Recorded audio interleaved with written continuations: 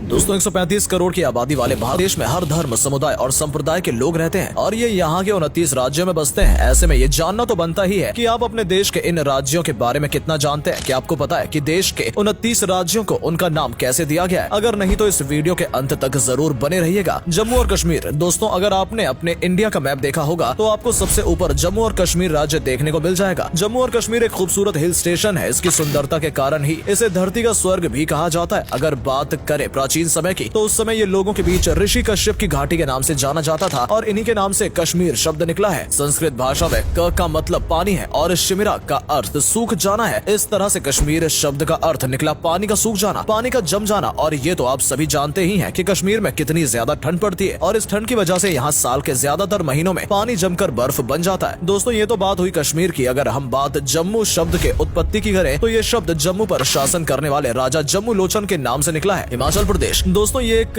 ऐसा राज्य है जो अपनी झीलें, ऊंचे ऊंचे पहाड़ और प्राचीन मंदिरों के लिए पूरी दुनिया में फेमस है। बर्फीले पहाड़ों का घर कहे जाने वाले हिमाचल प्रदेश के नाम में हिम शब्द है। ये संस्कृत का एक शब्द है जिसका सीधा सा मतलब है बर्फ और आंचल का अर्थ होता है पहाड़, यानी एक ऐसी जगह जहाँ बर्फ के पहाड़ देखने को मिले। पंजाब। दोस्तों ये तो आप सभी जानते होंगे कि पंजाब को 5 नदियों का संगम कहा जाता है। लेकिन अगर बात पंजाब के नाम की करें तो पंजाब शब्द एक इंडो ईरानी शब्द है जिसमें पंज का मतलब 5 और आब का मतलब पानी है और इस तरह से पंज और आब शब्द से मिलकर पंजाब शब्द बनता है। हरियाणा। दोस्तों अब आइए जानते हैं पंजाब के ही नजदीक स्थित हरियाणा राज्य की।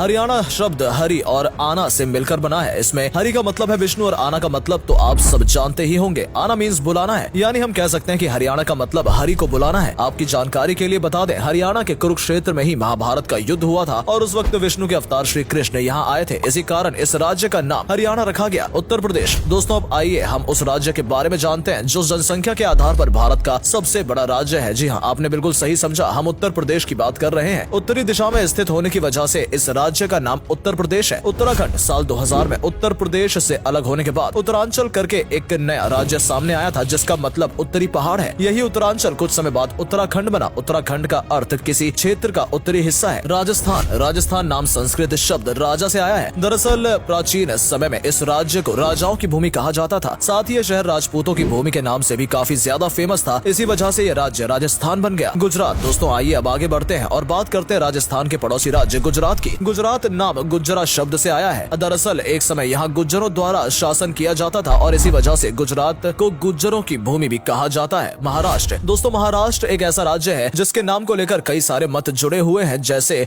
इस राज्य का नाम भी संस्कृत शब्द महा से आया है जिसका मतलब है महान और राष्ट्र का मतलब तो शायद आप सब समझ ही गए होंगे, राष्ट्र अर्थात देश। कुछ मतों के मुताबिक राष्ट्र शब्द राष्ट्रकूट वंश से आया है जिसका यहाँ पर 8वीं सदी से 10वीं सदी तक शासन रहा है। गोवा। दोस्तों इस राज्य का गोवा नाम कैसे पड़ा, इसका तो कोई सटीक साक्ष्य तो नहीं है, लेकिन कुछ लोगों का मानना है कि ये नाम भी संस्कृत से लिया गया है। गोवा में गो का अर्थ गाय से है। वैसे कुछ लोगों के मुताबिक गोवा यूरोपीय या पुर्तगाली शब्द है। बिहार। दोस्तों बिहार भारत के पूर्व में स्थित है। बिहार नाम विहार से आया है और विहार एक पाली शब्द है। विहार का मतलब होता है बौद्ध मठ। दरअसल एक समय विहार बौद्ध मठारियों का घर हुआ करता था। झारखंड। दोस्तों झारखंड राज्य का नाम संस्कृत के झर से आया है जिसका अर्थ है जंगल और खंड का मतलब भूमि से है। शायद यही वजह है कि झारखंड को जंगल की भूमि भी कहा जाता है। वैसे आपको बता दें झारखंड को वनांचल के नाम से भी जाना जाता है। ओडिशा। ओडिशा शब्द भी संस्कृत के ओडरा देश से आया है और ओडरा लोग मध्य भारत में रहते हैं। पश्चिम बंगाल। दोस्तों पश्चिम बंगाल नाम भी संस्कृत भाषा से आया है। इसे संस्कृत शब्द वांग से लिया गया है लेकिन समय के साथ साथ इसे कई नामों से पुकारा गया। पारसी में इसे बांग्ला, हिंदी में बांग्ला और बंगाली में इसे बांग्ला कहा जाने लगा। मध्य प्रदेश। मध्य प्रदेश का सीधा सा मतलब है कि देश के मध्य में स्थित राज्य। दरअसल आजादी से पहले इस राज्य के ज्यादातर हिस्सों को अंग्रेज शासक सेंट्रल प्रोविंस कहते थे और सेंट्रल प्रोविंस का ही हिंदी संस्करण मध्य प्रदेश है। छत्तीसगढ़। दोस्तों छत्तीसगढ़ राज्य को बहुत समय पहले दक्षिण कोसला कहा जाता था लेकिन इस नाम से संबंधित किसी प्रकार का कोई साक्ष्य मौजूद नहीं है। हालांकि इस राज्य में आपको 36 किले देखने को मिल जाएंगे और शायद यही वजह है कि इस राज्य को आज हम छत्तीसगढ़ के नाम से जानते हैं। आंध्र प्रदेश। दोस्तों आंध्र प्रदेश राज्य के नाम आने वाले आंध्र शब्द से संस्कृत शब्द है जिसका मतलब दक्षिण होता है और ये जगह आंध्रा नाम के जनजातियों का भी घर है। मौर्य काल के इतिहास में ये राज्य आंध्र भ्रूतीय के नाम से भी जाना जाता था जिसका मतलब है दक्षिण का नौकरशाह। कर्नाटक। कर्नाटक शब्द कारू और नाद से आया है जिसका अर्थ है गगनचुंबी भूमि। ये क्षेत्र दक्कन पठार का है और जो एक समय काफी ऊंचा हुआ करता था और इसी वजह से इस जगह का नाम कर्नाटक पड़ गया। केरला। दोस्तों महाराष्ट्र की तरह केरला शहर के नाम को लेकर भी कई सारे मत जुड़े हुए हैं। कहा जाता है कि इस शब्द की उत्पत्ति संस्कृत शब्द केरलम से हुई है जिसका अर्थ होता है एक जुड़ी हुई भूमि। भौगोलिक रूप से हम कह सकते हैं कि केरला समुद्र से निकली अतिरिक्त भूमि है, क्योंकि ये समुद्र के किनारे स्थित है। तेलंगाना, दोस्तों तेलंगाना नाम त्रिलिंग से आया है, जिसका अर्थ है शिव के 3 लिंग। तमिलनाडु, तमिलनाडु तमिल और नाडु से मिलकर बना है, जिसमें तमिल का मतलब मीठा शरबत और नाडु एक तमिल शब्द है जिसका अर्थ होता है जन्मभूमि या फिर देश। अरुणाचल प्रदेश, देश के उत्तर पूर्व में स्थित अरुणाचल प्रदेश राज्य के नाम की उत्पत्ति अरुण शब्द से हुई है, जिसका अर्थ है सुबह की ज्योति, और आंचल जिसका मतलब पहाड़ होता है, यानी अरुणाचल प्रदेश एक ऐसी जगह है जहाँ सुबह की ज्योति का पहाड़ होता है। मेघालय, मेघालय का मतलब है बादलों का घर। मेघ यानी बादल और आलय मतलब घर अर्थात बादलों का घर। मणिपुर, जैसा कि नाम से ही पता चल रहा है, मणिपुर के नाम का मतलब ही ये मणियों का शहर है। असम, असम राज्य का नाम अहम शासकों से आया है, जिन्होंने 6 सदियों तक असम पर राज किया था। कुछ मान्यताओं के मुताबिक अहम शब्द इंडो आर्यन शब्द असामा से उत्पन्न हुआ है, जिसका मतलब होता है अनियमित। मिजोरम, मिजोरम में मी का अर्थ लोग और जो का मतलब पहाड़ है, यानी एक ऐसी जगह जहाँ के लोग पहाड़ों पर निवास करते हैं। नागालैंड, नागालैंड शब्द की उत्पत्ति वर्मा शब्द नाका से हुई है। नाका का अर्थ नागा होता है, मतलब ऐसे लोग जिनके नाक और कान छिदे हुए होते हैं। इसे नागा की भूमि भी कहा जाता है। त्रिपुरा, त्रिपुरा का नाम 2 शब्दों ताई और पारा से मिलकर बना है, जिसमें तुई का मतलब पानी और पारा का अर्थ नजदीक है। वैसे कुछ मान्यताओं के मुताबिक इस राज्य का नाम त्रिपुरा राजा त्रिपुर के नाम से पड़ा है। सिक्किम, सिक्किम को तिब्बती भाषा में डेंजाग नाम से जाना जाता था। सिक्किम राज्य के नाम की उत्पत्ति लिम्बू मूल के 2 शब्दों सु और खिम से हुई है, जिसमें सु का अर्थ है नया और खिम का मतलब विशाल भवन से है। दोस्तों इस वीडियो में फिलहाल इतना ही। इनमें से कौन से राज्य में आप रहते हैं, कमेंट में जरूर बताइएगा। उम्मीद है आपको आज की ये वीडियो पसंद आई होगी। अगर हाँ तो इस वीडियो को लाइक करें। इस तरह और भी अमेजिंग और इंटरेस्टिंग वीडियोस देखते रहने के लिए चैनल जरूर सब्सक्राइब कर लें। Thanks for watching.